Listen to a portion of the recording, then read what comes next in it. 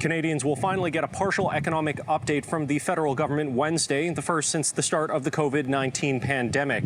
But the Prime Minister has repeatedly said that what Finance Minister Bill Morneau will deliver will be an economic snapshot, not a full update, which means there could be more questions than answers about our country's fiscal outlook. What we have proposed is that the government have a sliding scale. That would mean that even a business or NGO that lost 20% of its income would still be able to access the wage subsidy. NDP finance critic Peter Julian outlining some of what his party hopes could be in the fiscal snapshot, including looser regulations on businesses looking for COVID relief. The Parliamentary Budget Office has tallied the cost of programs like the wage subsidy and emergency response benefit at over $142 billion. The NDP says that could be tackled by beefing up Revenue Canada and closing the country's wealth gap. The concentration of wealth that was revealed by the PBO's report 2 weeks ago takes us back to a previous time that I don't think anyone would want to emulate, 1929, which was just on the eve of the Great Depression. We had that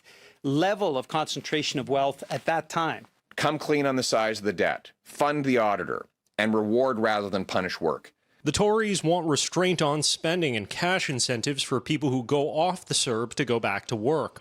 Earlier this week, finance critic Pierre Poilievre blasted Prime Minister Justin Trudeau for mishandling the economy in the run-up to COVID-19, saying Canada wasn't in good shape to weather the crisis and more spending now wouldn't help the economy. Trudeau was running a nearly $30 billion deficit before the COVID crisis hit, and our growth had ground to 0.3%.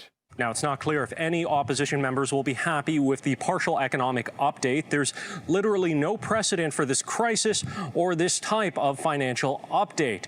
Trudeau has hinted that the snapshot will include a tally of COVID relief-related spending so far, but that snapshot is not likely to include the fundamental changes to relief programs that the NDP want or a plan to balance the books like the Conservatives want. In Ottawa, Xiaoli Li, City News.